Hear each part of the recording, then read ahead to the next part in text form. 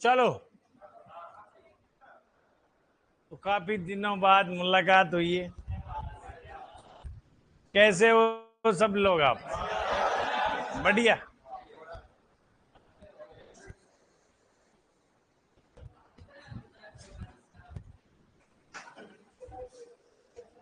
चलो अपन देखो, कुछ अपडेट है। दिलीप सर कहाँ गए? मैं कौन हूँ फिर? हाँ, दिलीप सर का छोटा भाई है, टिल्लू फ्रॉम कानपुर।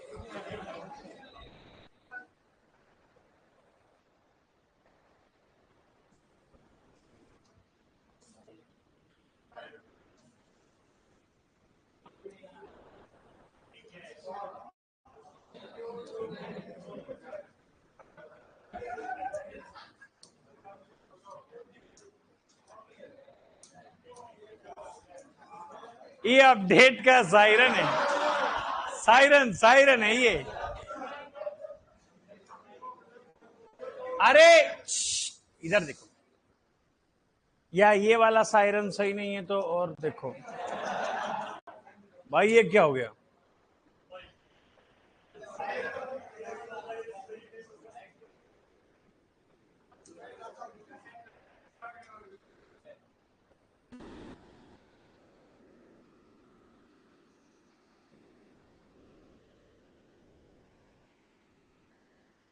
ये क्या सायरन?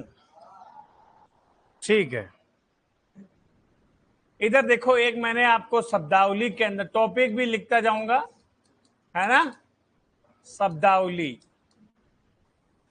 आवाज नहीं करे मुन्ना, उसके अंदर एक था पॉइंट डी बिकिंग। क्या था?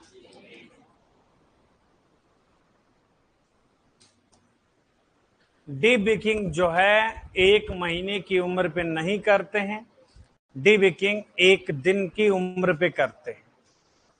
क्या है? हाँ, डी बिकिंग ये सबको करवा दिया, बस आप ही बचे थे 1 दिन की उम्र पर करते,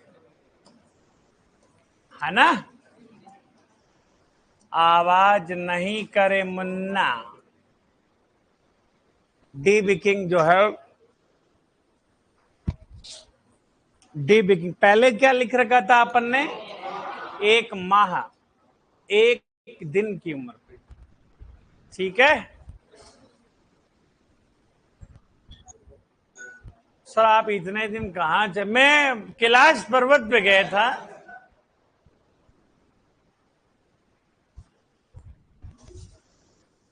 हाँ, कैलाश पर्वत पे था। ये लिख लिया क्या? डी बिकिंग है ना, चोंच काटने की क्रिया। डी बिकिंग का मतलब तो जानते हो ना आप? क्या उसमें ही रप्पा रप्पा हो रहा है? चलो, एक तो ये था बेटा, और एक कुछ टर्म और है, जैसे कि एक आपने टैगिंग सुना होगा ना? क्या होता है? अरे आवाज नहीं, टैगिंग का मतलब क्या होता है? बछड़ों को चिन्हित करना। और एक और है, जैसे कि मैं आपको लिखाना चाह रहा हूं, टैगिंग का मतलब क्या होता है? एक तो था कि सर बछड़े को चिन्हित करना, ये आपने लिख रखा है ना? तो एक टैगिंग है और एक है बेटा डैगिंग। इधर देखो पहले तो आप, टैगिंग, डैगिंग, और एक नाम है बेटा क्रचिंग। क्या रे? क्रचिंग। इधर देखो, टैगिंग, टैगिंग, इधर है बेटा डैगिंग, और एक है क्या? क्रचिंग। तो एक टैगिंग का मतलब था बछड़ों को चिन्हित करना, और इस टैगिंग और डैगिंग का मतलब होता है भेड़ के पिछले हिस्से से। अच्छा, मैंने सोचा आवाज नहीं आ रही है। हाँ हाँ, भेड़ के पिछले हिस्से से गंदी ऊन को हटाना।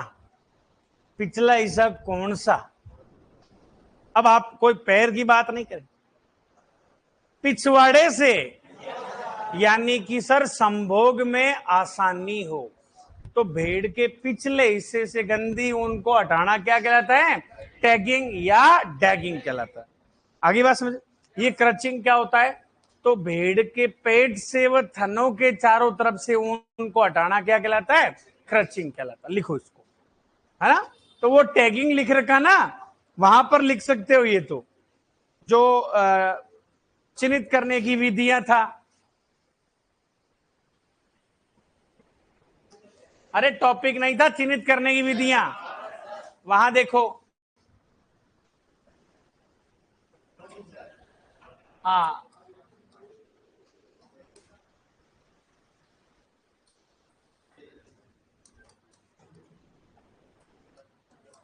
वो चिन्हित करने की विधियों में एक टैगिंग का मतलब क्या होता है बेटा? हाँ, तो मैं ये लिख देता हूं। अरे आवाज नहीं, क्लास बड़ी भयंकर है ये। हाँ, ये जो था, एक टैगिंग का मतलब क्या था बेटा? एक टैगिंग का मतलब होता है बेटा गोदना। क्या होता है रे? गोदना होता है, ठीक है। तो ये अपन ने बात की थी कि सर बछड़ों में करते हैं। किस में करते हैं रे? बछड़ों में करते हैं। अरे पक्षियों में रे, सॉरी सॉरी। अरे मुझे टैटूइंग याद रह गया रे। होता है, बड़े बड़े शहरों में होता रहता है।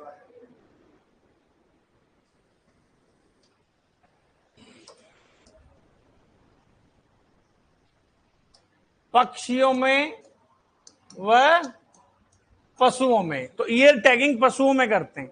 लिख रखा था आपने? हाँ, पक्षियों व पशुओं में करते हैं। और एक नीचे अपन जो नोट लगा के लिख रहे हैं वो है सर टैगिंग। टैगिंग का मतलब होता है भेड़ के पिछले हिस्से से, भेड़ के पिछले हिस्से से गंदी ऊन को हटाना। एक टैगिंग का मतलब पिछले हिस्से से गंदी ऊन को हटाना। क्रचिंग का मतलब होता है भेड़ के पेट व थनों से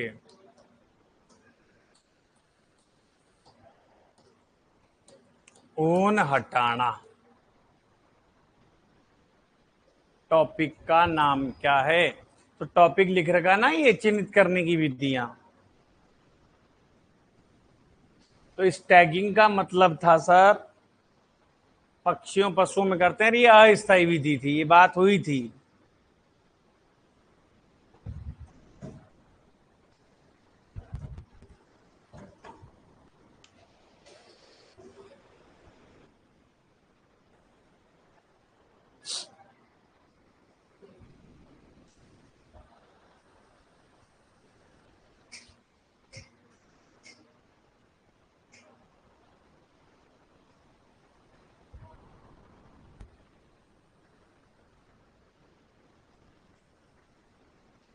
वो अमास्य वाले टॉपिक में कुछ करवाया था क्या आपको? वो रिगर्जिटेशन वगैरह थोड़ी बताया मैंने। बहुत लेवल का टॉपिक है वो। वहां पर तो इतनी बातें होती सर, बड़ा भाग कौन सा, छोटा भाग कौन सा, और ऐड कर रहे हैं अपन, है ना। चलो, है जगह छोटी मोटी। अमाशय वाला टॉपिक देखो। अरे पेट वाला देखो, देखो बेटा,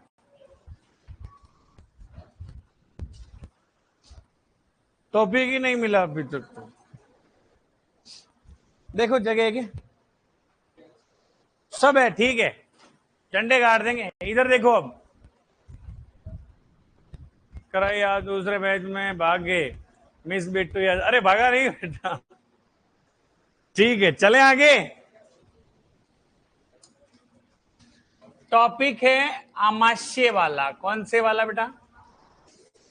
आमाशय यानी पेट वाला, है ना, के आधार पर जानवरों का वर्गीकरण। छोटी सी बात है। देखो रुमन के अंदर वैसे रुमन की पीएच लिखा रखी थी ना आपको, तो रुमन की पीएच है और उसकी आकृति कैसी होती रुमन की, तौलिए नुमा, वो बात हो गई थी। चलो ठीक है, अब देखो मैं आपको कुछ समझाना चाह रहा हूं। क्या करना चाह रहा हूं रे?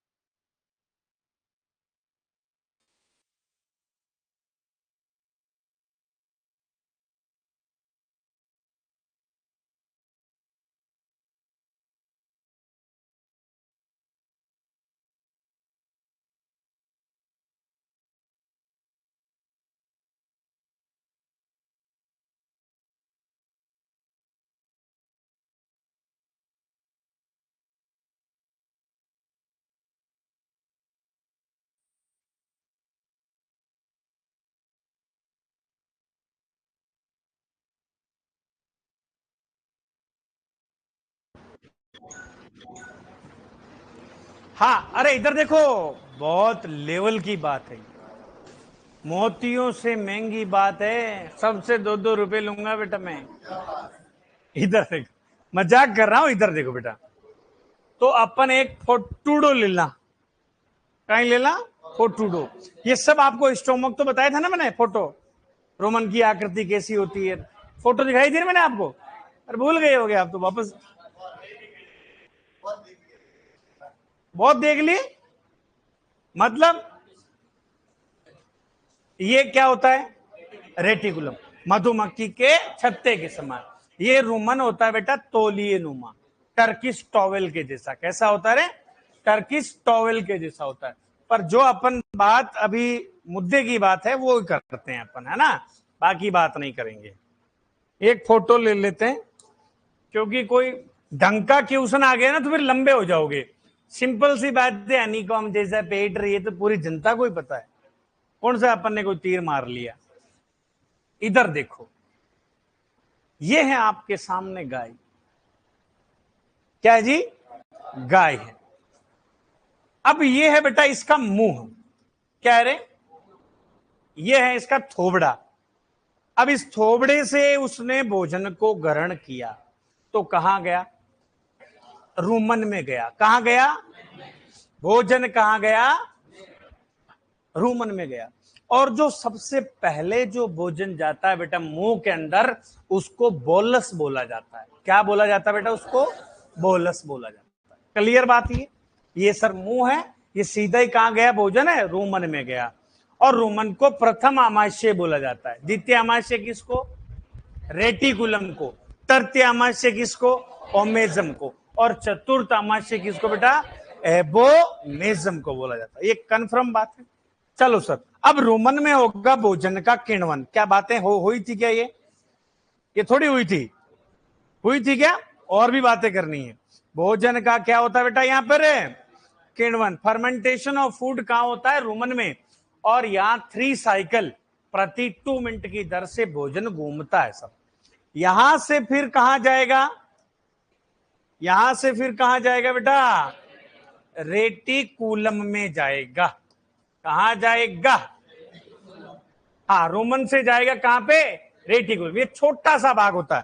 और रोमन से रेटिकुलम में आने के बाद वापस मुंह में जाएगा भोजन, जानवर वापस मुंह में लेगा। सर अब देखो, यानी कि रेटिकुलम से गया मुंह में, इसको बोला जाता है बेटा कड। इस भोजन को क्या बोलते हैं? कड बोलते हैं। अब ये जो गया है सर, इसको प्रोसेस को क्या कहेंगे? रीगर्जिटेशन बोला जाता है इसको। आवाज कोई नहीं करे, चुपचाप देखो इधर। इस प्रोसेस को क्या कहते हैं बेटा? रीगर्जिटेशन। टेशन बोला जाता है इसको। क्लियर? तो मैं कह सकता हूं सर जुगाली की शुरुआत कहां से होती है? जुगाली की शुरुआत कहां से होती है? रेटिकुलम से।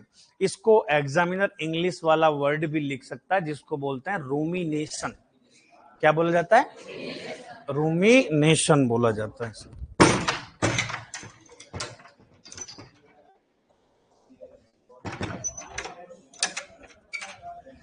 थोड़ा ऊपर नीचे था। रीगर्जिटेशन। अब जो बेटा जो गया है भोजन, इसको बोला जाता है कड। क्या बोला जाता है? कड। और इसको क्या बोलेंगे? बोलस। अब यहां पर जानवर बेटा भोजन को चबाएगा। क्या करेगा? चबाने को बोलते हैं रीमेस्टिकेशन बोलते हैं। क्या बोलते हैं? हाँ। फिर यहां करेगा, क्या करेगा? भोजन को चबाना। भोजन को वो क्या करेगा बेटा? चबाएगा। अब इस चबाने को बोलते हैं बेटा रीमेस्टिकेशन। क्या बोला जाता है? रीमेस्टिकेशन बोला जाता है। ठीक है। अब चबाने के बाद में पुनः भोजन को निगलेगा। पुनः निगलना। अब इसको बोला जाता है बेटा रीस्वेलोविंग। क्या बोला जाता है? रीस्वेलोविंग बोला जाता है। अब देखो यहां पर उसने चबा लिया भोजन को, फिर चला जाएगा बेटा कहां? ओमेजम में। कहां जाएगा? ओमेजम में जाएगा। कहां जाएगा? ओमेजम में जाएगा।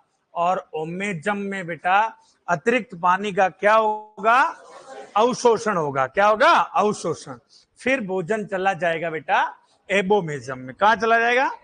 जहां पे भोजन का पाचन होता है।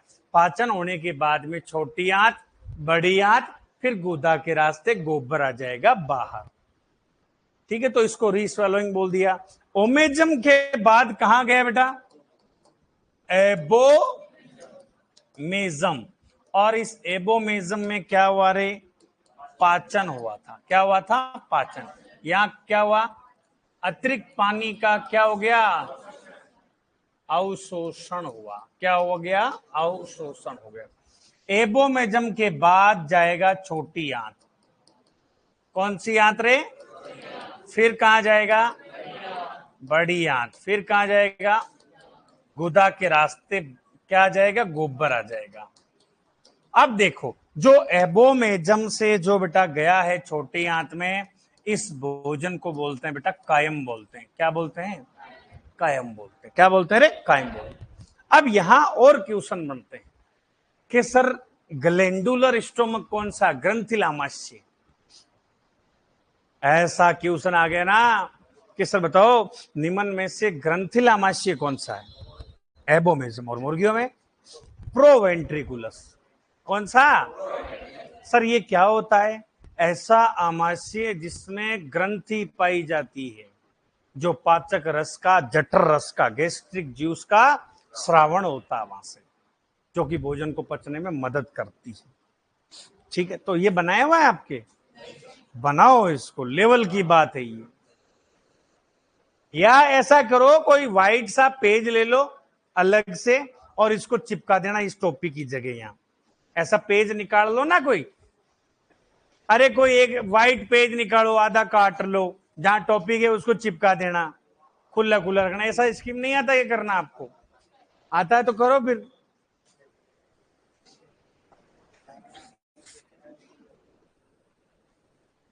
लिखो लिखो बेटा। अरे बहुत मजेदार चीज है ये, हल्के में नालियों में इतरे, क्योंकि ये टॉपिक ढंग से ना 11th में और ना 12th में। आ गई बात समझ में? कुछ नहीं है अपने 11th 12th में, तो ऐसे थोड़ी टॉपिक कोई। अरे मैंने डिजीज भी तैयार कर रखी है, 20 बीमारियां लिखाऊंगा, जीवाणु जनित बीमारियां। और आप चाहो तो ठीक है, मेरे कोई नहीं, मैं तो नहीं लिखाऊंगा, मेरे क्या है, मेरे टाइम बचेगा। अरे मैंने ये आउट ऑफ सिलेबस का टंटा खत्म कर रहा हूं मैं तो। फिर आप चाहते हो कि सर नहीं, तो फिर नहीं, अपन के क्या है।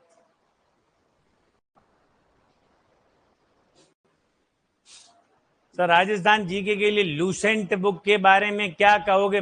मुझे पता ही नहीं लूसेंट है कि लूसी है ये। आपको बस ये है कि जो भी चीज गुरु जी पढ़ा रहे हैं उसको 10 बार पढ़ना पड़ेगा, राजस्थान जी के यही सीन होता है। समझ गए क्या? तब जाके कोई मामला बैठता है, क्वेश्चन निकालो बढ़िया प्रीवियस ईयर क्वेश्चन, बस ये है। और बाकी मुझे अच्छी लगती है ब्रह्मास्त्र करके आती है बुक, मुझे बहुत अच्छी लगती है। अरे मजाक नहीं कर रहा हूँ, सब चीजें एग्जिट मिलती है। अब आपके एग्जाम में ये ज्यादा आती है कल्चर, उस कल्चर को भी लिए ला के रखो, ब्रह्मास्त्र करके आती है। आपके मोबाइल नंबर तो बता देना सर जी। मेरे मोबाइल नंबर मैं यूज नहीं करता, मैं तो वो करता हूँ वो अपने HTTP जाके $1 बात करने वाला आदमी हूँ मैं। सिक्का रखू मेरे जेब के मायने नहीं।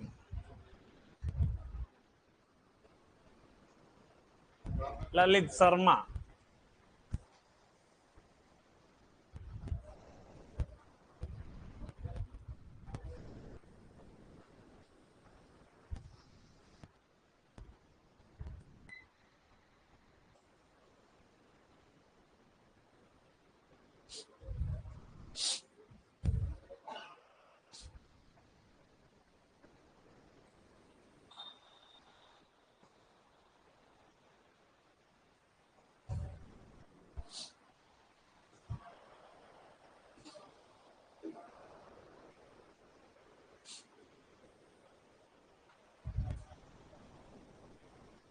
अब इस टॉपिक से कोई भी क्वेश्चन आता ना ऐसा उल्टा पुल्टा, तो वो अपने गलत नहीं होगा, कैसा भी दे दे चाहे, अपन उसके लिए रेडी हैं।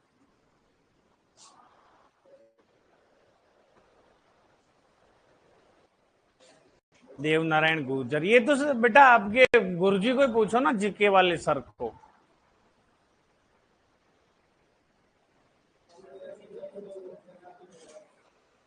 मुझे क्या पता, ऐसे सजेशन उनसे खुद से ही लो आप। तो अंगूठा विधि से दुग्ध दोहन में कितना टाइम लगता है? दुग्ध दोहन में 5 मिनट लगता है। बातें करेंगे अपन दूध वाले टॉपिक से भी, है ना। मैं तो आया मिल्क वाले के लिए था, पर मैंने कहा और करवा देते थे अपडेट, समय के हिसाब से जरूरी है ये चीजें। 2026 का जमाना होगा, पैटर्न भी चेंज होते हैं एग्जामिनर के दिमाग में, कि थोड़ा ये डालता हूं और थोड़ा ये भी डाल दो, है ना। आउट ऑफ सिलेबस आए तो कोई अंगुली उठा सकता है कि भाई क्यों दिया, देता है, उसकी मनमर्जी चलती, इसमें क्या है भाई। आउट ऑफ सिलेबस देगा तो भाई मेरिट कम चली जाती, बात तो वही है। पर अपने सही हो ना कम से कम।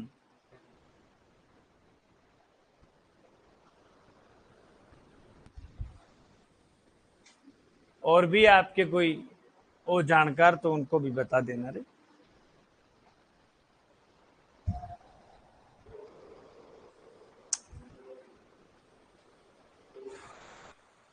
लो सोनू चौधरी सर, गाय का चित्र बनाना है क्या?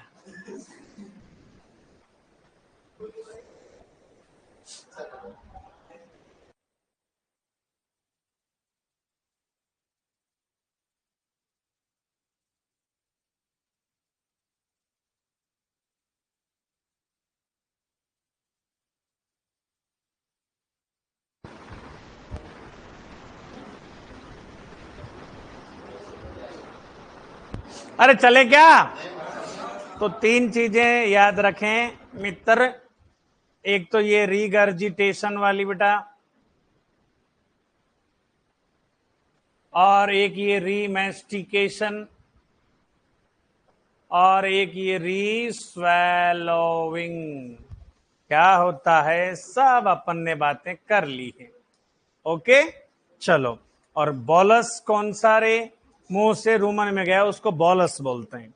रेटिकुलम से जो मुंह में गया उसको क्या बोलेंगे? उई भाई, उसको क्या बोलेंगे? कड बोलेंगे, ठीक है। और एबोमेजम से जो छोटी आंत में भोजन जो आया उसको बोला जाता है बेटा कायम बोलते हैं। क्लियर है? चले आगे। चलो,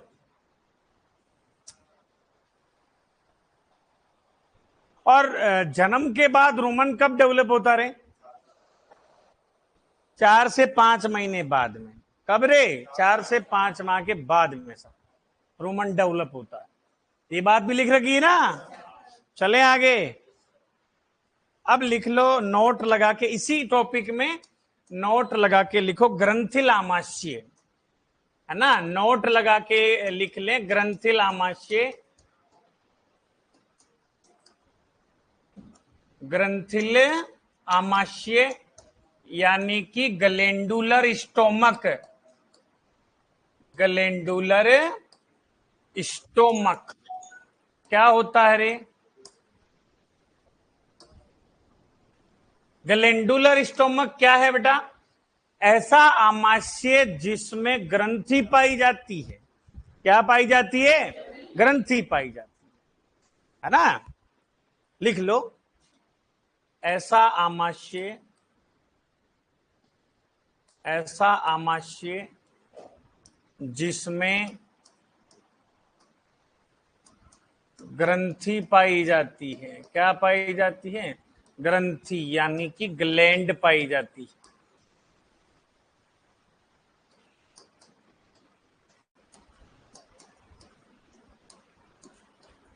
जिसमें पाचक रस या जठर रस या गैस्ट्रिक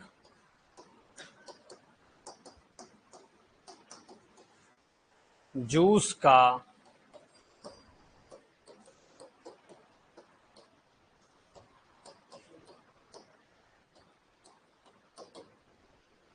पाचक रस या जठर रस या गैस्ट्रिक जूस का स्रावण होता है।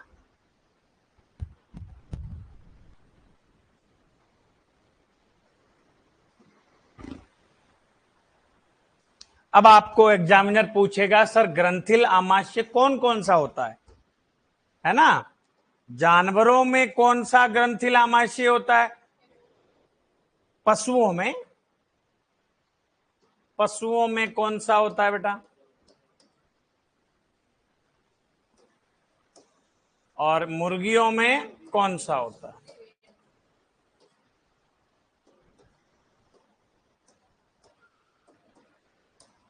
पशुओं में कौन सा होता है बेटा? एबोमेजम ग्रंथिल आमाशय, और मुर्गियों में प्रोवेंट्रिकुलस।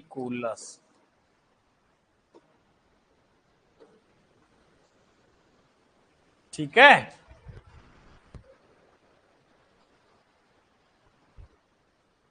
सर मारवाड़ी भी बोल दिया करो, मैं भूल गया हूं मारवाड़ी।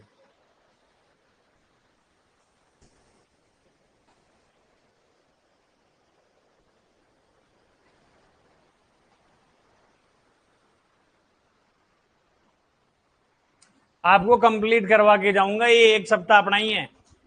ठीक है, क्यों भाई? सही बात है ना। पूरा ही खात्मो कर ही जाऊं बस, और के। चलो चले आगे। सर आप कोटा होगे क्या? कोटा तो बेटा देखो, अब क्या पता यहाँ पे भी बैच है, फुल बैच है। देखो हाँ, पर ये है कि फैकल्टी यही की होगी, है ना। वो जैसे भी है, जैसे 7 दिन कोई, 7 दिन कोई, यूं रहेगा, है ना। नहीं नहीं, वो इतना भाई साहब कोटा में क्या करेंगे। चले आगे। आप में से कोटा का कौन है? 12? अच्छा, 13 कोटा से। चले आगे। चलो आवाज नीचे। टॉपिक निकालो बेटा एआई वाला, आर्टिफिशियल इंसेमिनेशन। अरे क्या मैंने आपको बताया था क्या फ्रेंच मिनी के बारे में? क्या था वो? फ्रेंच मिनी जो है सर, क्या थी वो? स्ट्रा थी, सीमन स्ट्रा थी। देखो इधर देखो, इस एआई वाले टॉपिक में स्टैंडर्ड जो चीज है, एक मैंने चीज लिखवाई थी आपको, वीर्य उत्पादन। वीर्य निस्तारण क्षमता, वीर्य निस्तारण क्षमता, सीमन प्रोडक्शन है ना। सीमन प्रोडक्शन जो है, आप लोग घोड़े में 125 ml लिखो, घोड़ा में लिखो 125 ml। ये एक सर्विस की बात हो रही है, एक बार में वन सर्विस की बात हो रही है। एक सर्विस में सर 125 ml, कितना? 125 ml।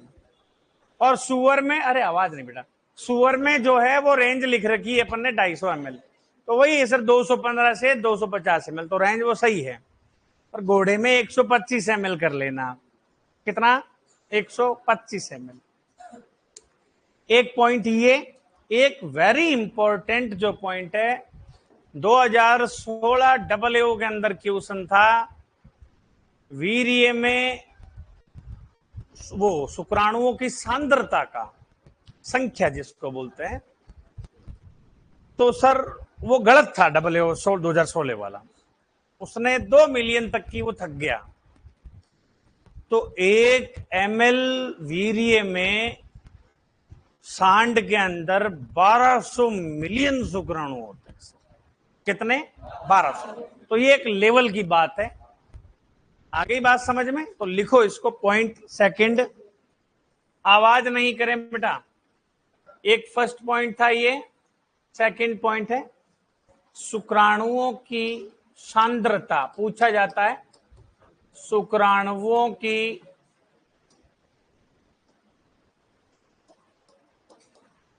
ये हर जगह चीजें मिलती नहीं है, समझ गए। सांद्रता, और सांद्रता भी सर पूछेगा आपको मिलियन प्रति ml,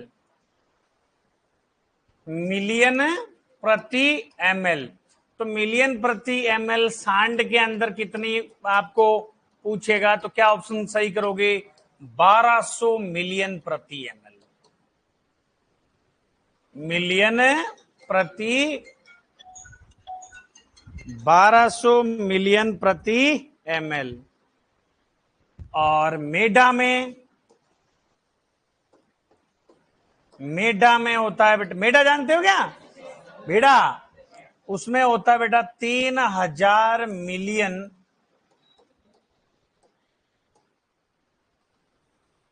प्रति ml।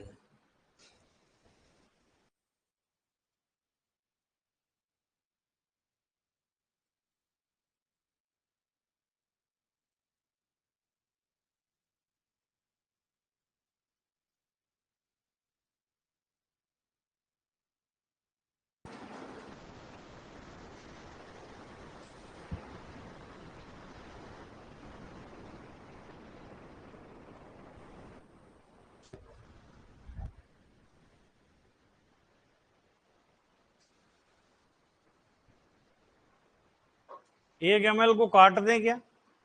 काटेगा क्यों? किसका बोल रहा है?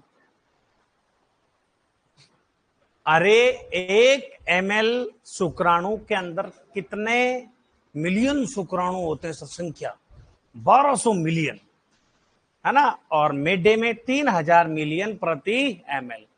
लिख लिया? चले आगे। एक तो ये था।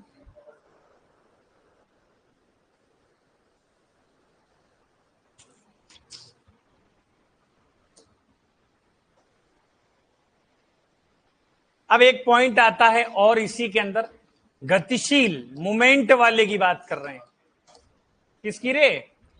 मूवमेंट की बात करें। गतिशील शुक्राणुओं की संख्या, गतिशील मूवमेंट। देखो अपन ने एक MBR टेस्ट था, उसमें गतिशीलता जो है 40% तक अनिवार्य है, ये लिखा था। गतिशील शुक्राणुओं की संख्या लगभग कितनी % होती है? तो मूवमेंट की बात करें, सांड में 70%, कितना रे? सांड में 70%, और मेढे में जो है, मेढे में होती 75%। वेरी इंपॉर्टेंट पॉइंट है दोनों ही बेटा।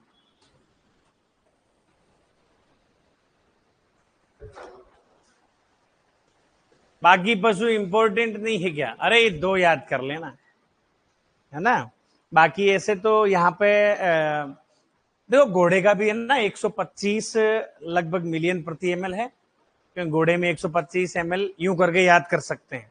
घोड़े का पूछे तो 125 मिलियन प्रति एमएल, सांड जी का पूछे, उसका सोल्डे का पूछे तो 200 मिलियन प्रति एमएल। कितना?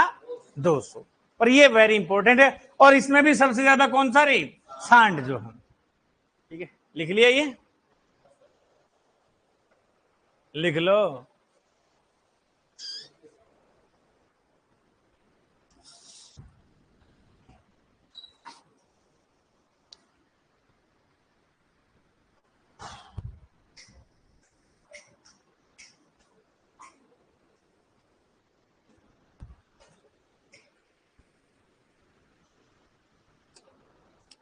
चले आगे, एक आवास वाला टॉपिक देखो।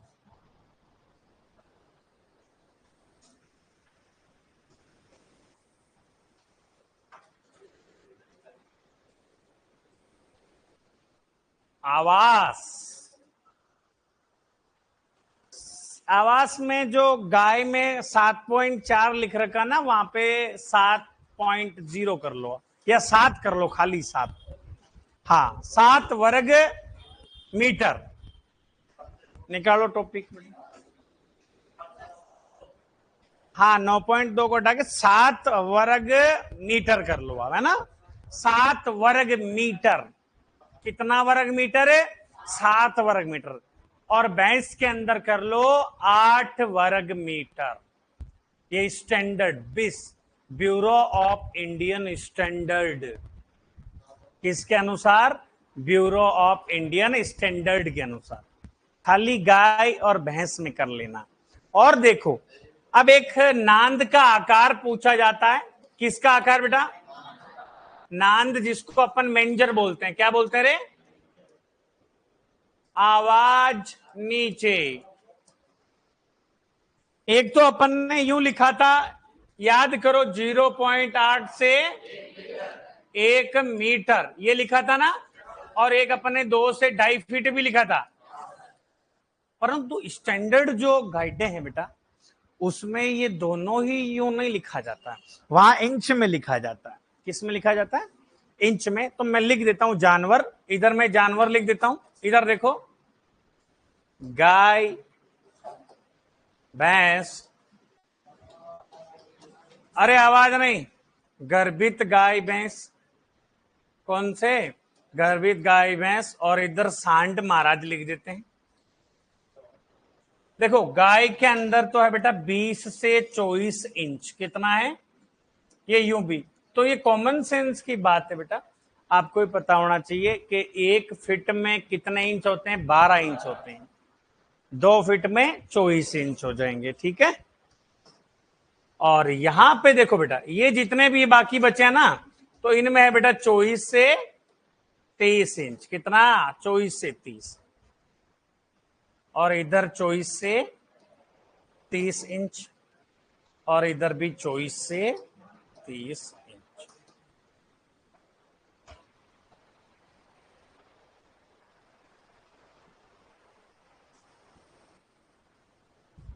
हाँ, तो ये पढ़ा ना बेटा डेटा, ये वाला नहीं ऑप्शन में देना, ये वाला तो फिर कौन सा मानना बेटा? ये वाला जो ऑप्शन मिला, तो इसमें से देख के सही कर देना। ठीक है ना भाई? ये वाला ऑप्शन में नहीं हो तब की बात है ये, है ना। पढ़ा रहे वो तो फिर वो वही करेंगे।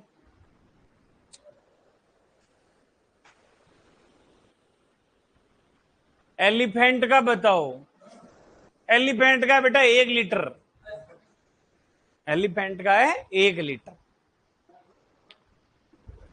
वीर्य प्रोडक्शन, सीमन प्रोडक्शन, हाँ 1 लगभग 1 लीटर है सर। तो वो हाथी का क्यों पूछेगा? अकॉर्डिंग टू सिलेबस देखो, एक तो सांड, मेढा, और ज्यादा से ज्यादा घोड़ा और सुअर, 2-4 ही लोगों को ध्यान रखना आपको, ऐसे नहीं तो मनुष्य का भी लिखा रखा वहां पर 3.5 ml, कुत्ते का भी है। कुत्ते का कितना लिखा रखा था? 12 ml, तो वो लगभग 11 ml है, लगभग समथिंग रेंज है 8 से 11 ml, 8 से 11 ml स्टैंडर्ड जो है। पर कोई नहीं पूछेगा कुत्ते उत्ते को, ऐसे तो कोई घंटे का ही पूछ लेगा, वरना इधर थोड़ी पूछ सकता, नहीं पूछेगा। सर पशु आवास का लंबाई चौड़ाई, क्या इसमें डाउट है क्या आज भी?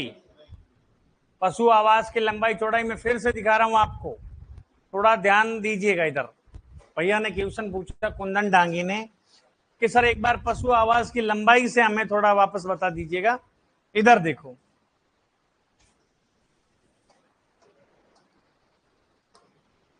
पशु आवास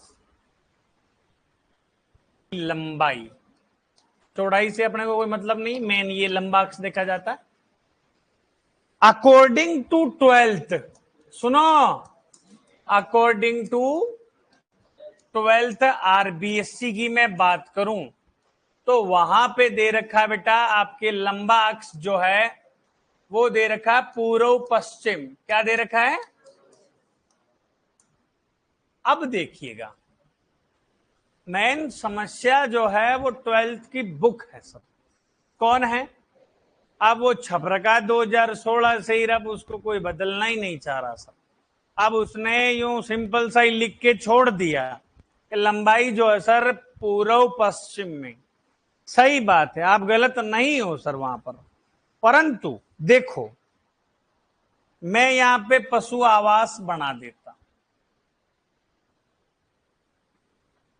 इधर लिख देते हैं अपन उत्तर, इधर लिख देते हैं बेटा दक्षिण, और इधर पूर्व, इधर पश्चिम, इधर मैं सूर्य बना देता हूं।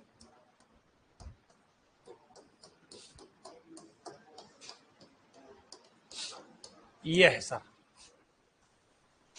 अब सर इसकी जो डायरेक्ट जो किरणें हैं सर, है ना, इस पर पड़ेगी उत्तर दक्षिण पे या पूर्व पश्चिम पे सर नहीं पड़ेगी। पशु आवास की लंबाई सही बात है सर पूर्व पश्चिम में होनी चाहिए। क्यों होनी चाहिए? क्योंकि सर सर्दियों की ठंडी हवाएं सीधे पशु आवास पर नहीं आए और गर्मियों की गर्म हवाएं सीधे पशु के संपर्क में नहीं आए सर। परंतु जो डेयरी बार्न है, क्या बार्न जानते हो आप? अरे गाय भैंस के आवास को बार्न बोलते, लिखा रखा आपको, देख लो। गाय भैंस के आवास को क्या बोलते हैं? बार्न। तो जो डेयरी बार्न है, दूध देने वाले जो पशु है सर, डेयरी बार्न, गाय भैंस की बात हो, डेयरी बार्न की लंबाई जो है सर वो उत्तर दक्षिण में होनी चाहिए। किस में होनी चाहिए? उत्तर दक्षिण में होनी चाहिए। क्यों होनी चाहिए? क्योंकि सर वो फर्श जो है जहां गाय भैंस दूध निकालने का जो स्थान है, वो फर्श जो है निसंक्रमित रहे। क्या रहे? तो उसकी लंबाई जो है कैसे होनी चाहिए? उत्तर दक्षिण। तो पिछली बार जो लॉन्ग एक्सिस दे रखा था, अब उसने किसी ने कोई जिद किया नहीं सर, वो उत्तर दक्षिण सही माना था उसने। क्या माना था पिछली बार? उत्तर दक्षिण सही माना था। लॉन्ग एक्सिस जो उसने डेयरी बार्न के हिसाब से मान लिया। आगे भी सर ऐसा क्वेश्चन आए तो क्या करें? यदि सिंपल सी बात पूछ रहा है कि पशु आवास की लंबाई बता दीजिएगा, तब क्या मानेंगे? पूर्व पश्चिम।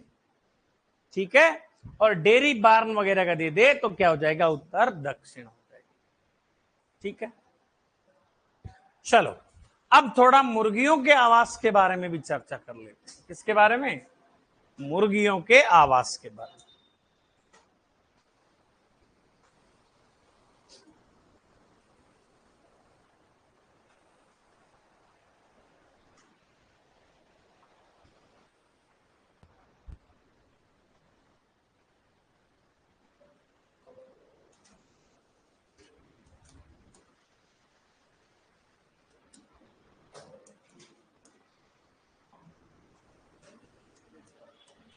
मुर्गियों का आवास भी वेरी इंपॉर्टेंट है। जो जो लाइनें लिख रखी ना वही याद कर लेना है ना, 11th के अकॉर्डिंग। जितना भी साइज वगैरह दे रखा है वो याद कर लेना आप। तो अब अपन बात करें सर, एक है डीप लीटर सिस्टम। अपन ने एक लिखा था ना, deep litre system, deep litre system, इसको बोलते हैं गहरी बिछाली प्रणाली। देखो इधर, गहरी बिछाली, जो बिछावन जो होती ना, वो बिछावन पे क्या क्या काम में लेते हैं अपन? बिछावन में सर भूसा, लकड़ी का बुरादा, पत्तियां, इसको काम में लेते हैं सब, ठीक है। और मुर्गियां इसको खाती, फिर निकालती पोटी, मतलब पोटी निकालती है। फिर ये पोटी जब बिछावन के साथ मिश्रित होती है तो विटामिन B2 एवं विटामिन B12 का निर्माण होता है। तो जब मुर्गियां पुनः इसको खाती है तो उनको सर जो है पोषक तत्वों का पुनः चक्रण होता है। इस क्रिया को रिसाइकलिंग ऑफ न्यूट्रिएंट्स भी कहा जाता है। क्या कहा जाता है? रिसाइकलिंग ऑफ न्यूट्रिएंट्स भी कहा जाता है। किस किस का? विटामिन B2 और B12 का। B12 को बोला जाता है एनिमल प्रोटीन फैक्टर। अरे वो छोड़ो, साइनोकोबालिन में एनिमल प्रोटीन फैक्टर या चिक ग्रोथ फैक्टर कहा जाता है इसको। और B2 को तो आपके राइबोफ्लोविन, और इसी के कारण सीमन का पीला रंग होता है। ये बात हुई थी क्या? ओके, चलो। गहरी बिछाली प्रणाली, हाँ, गहरी बिछाली प्रणाली बोलते हैं। ओए, आवाज नीचे लिखो। सर गांव कद आओ?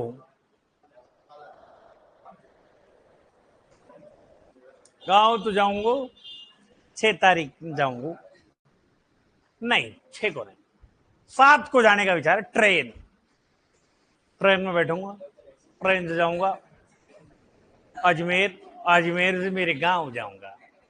हाँ, ये रूट होगा। देखो है, हाँ यार, हमला भी हो सकता है, ये भी है। पर रात को, मेरे को रात का सफर लगता है वो भयंकर, रियलिटी में। सुबह सुबह चले जाएंगे आराम से, मजे से। क्या हो गया? मेरा टाइट टाइट हो गया ना ट्रेन में?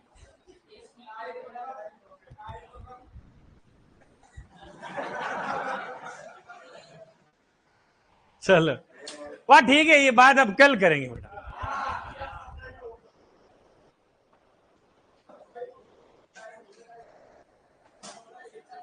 इसके बाद किसी का आंसर?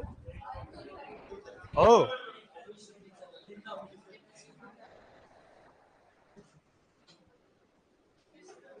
यहां पे ही है क्या?